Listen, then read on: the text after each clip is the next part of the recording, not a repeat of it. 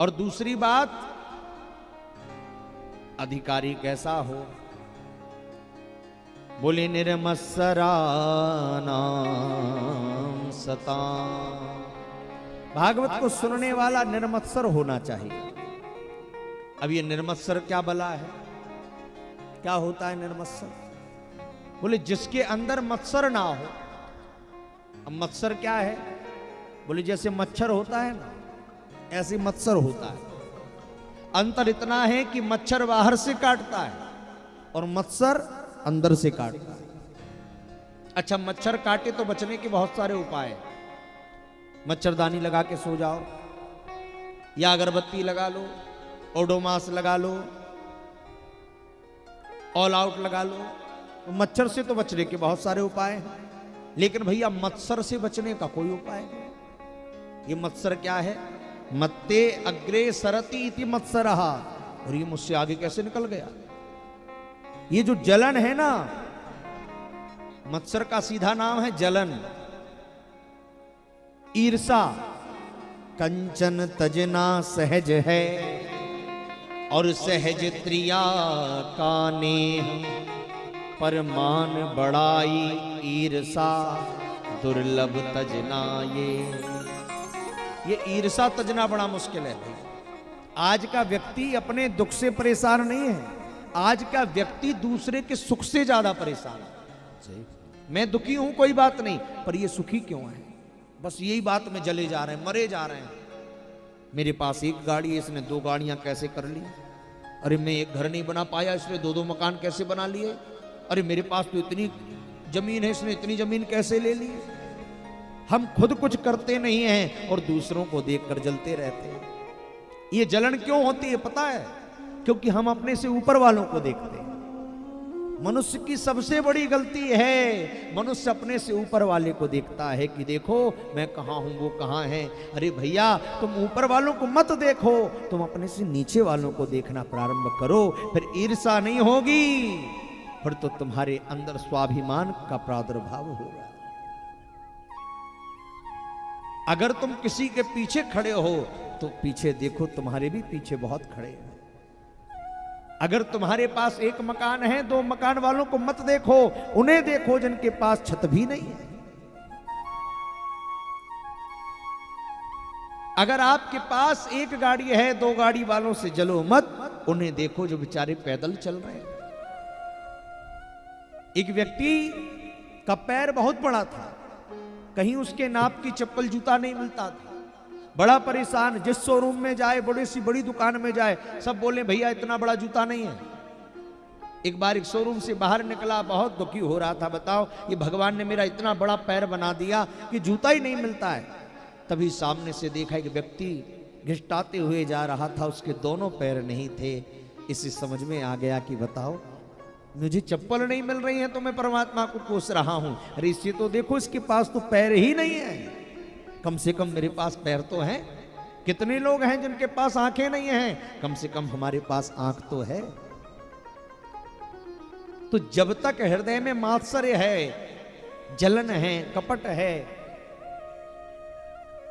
तब तक हमारा उद्धार नहीं होगा। एक बार गांव में हाथी आया, आपने देखा होगा गांव में जब हाथी आता है ना, तो सब घर की माताएं हाथ में पूजन की थाल लेकर बाहर खड़ी हो जाती हैं कि गणेश जी आए हैं, गणेश जी आए हैं। लेकिन ध्यान रखना, उस हाथी के सामने जितने ज्यादा लोग हाथ जोड़कर खड़े होंगे, उतने उस हाथी के पीछे भौंकने वाले पड़े होंगे। क्यों? क्योंकि उन्हें उसकी इतनी इज्जत पचती नहीं कि बताओ ये हमारे गांव में आया, हमारी तो कभी पूजन हुई नहीं, और ये आज आया और उसके सामने इतनी थालियां लेकर लोग खड़े हो गए। हाथी मदमस्त चलता रहता है, भौंकने वाले कुत्ते पीछे भौंकते रहते हैं, पर हाथी क्या करता है? हाथ जोड़ने वालों के पास ठहरता नहीं है और भौंकने वालों को मुड़कर देखता नहीं है, अपनी चाल में चलता रहता है। इसलिए प्रशंसा करने वालों की तरफ देखो मत, ज्यादा फंसो मत प्रशंसा में, और बुराई करने वालों की तरफ मुड़कर देखो मत। अपनी मस्ती में चलते रहो, ये दुनिया तो कुछ ना कुछ कहती रहे। निर्मत्सरा नाम सताम, जो निर्मत्सर हो गया है, जिसके अंदर से मात्सर्य समाप्त हो गया है, जलन समाप्त हो गई। नहीं, आज का व्यक्ति भैया बहुत परेशान है। मेरे घर में अंधेरा भले ही बना रहे, पड़ोसी के घर में उजाला ना हो।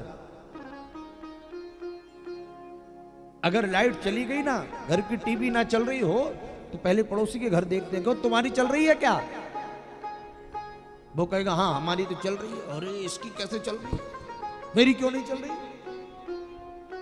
इसी में परेशान। एक कथा आपने सुनी होगी, एक व्यक्ति था, बड़ा परेशान था, पर ईर्ष्यालु बड़ा था। कुछ था नहीं घर में, तो उसने सोचा कि कुछ जब तब कर लूं, शायद भजन होने से भगवान प्रसन्न हो जाए। तो भोलेनाथ की उपासना करी। भोले बाबा प्रसन्न हो गए। वरम रोही, वरदान मांगो। इसने वरदान मांगा, बोले महाराज कुछ ऐसी कृपा कर दो जब जो चाहूं सो मिल जाए। भोलेनाथ ने कहा ठीक है, कृपा कर देता हूं, एक बड़ा सा घंटा दे दिया, ये घंटा ले जा। बोले इस घंटे का क्या करूं? बोले इस घंटे को तू बजाकर जो मांगेगा वो तुझे तत्क्षण मिल जाएगा। अच्छा, बोले हाँ। बोले सुन सुन सुन, क्या? बोले एक शर्त है। क्या शर्त है? बोले इस घंटे को बजाकर जो मांगेगा वो तो तुझे मिलेगा, पर जिस क्षण तुझे मिलेगा उसी समय तेरे पड़ोसियों को डबल डबल मिलेगा।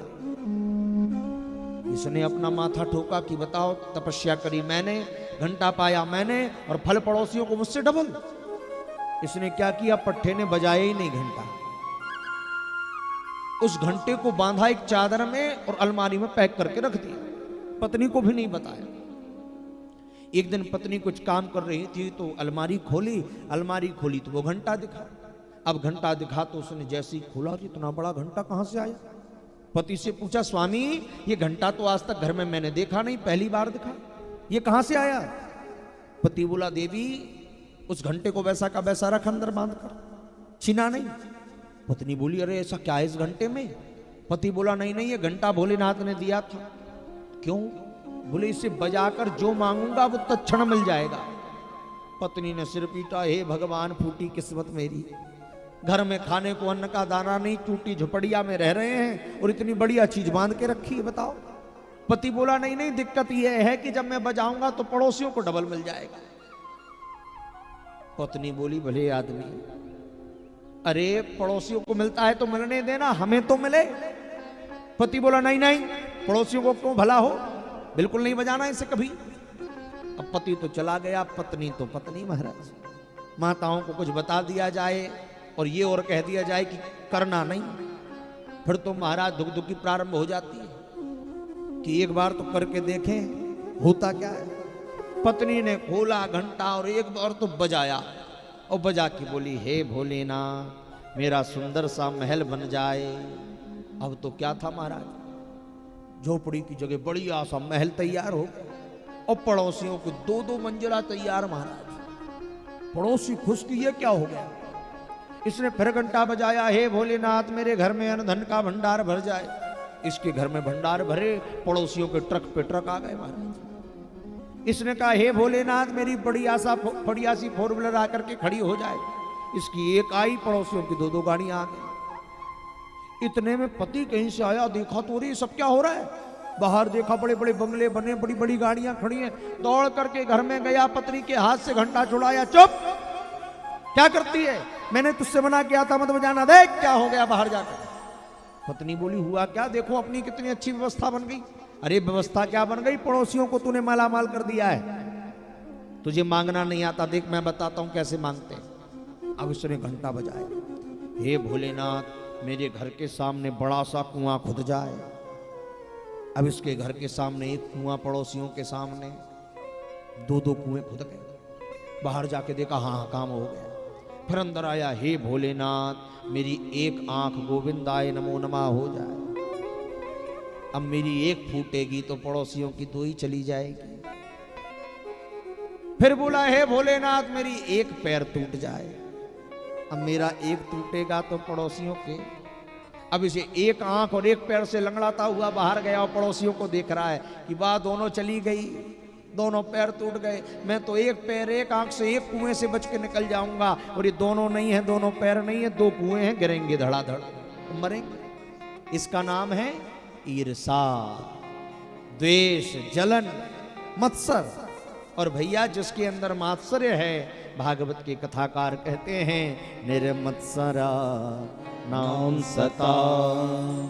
जिसके अंदर मत्सर है वो कथा का अधिकारी नहीं है, जो निर्मत्सर हो गया वही भागवत का अधिकारी है।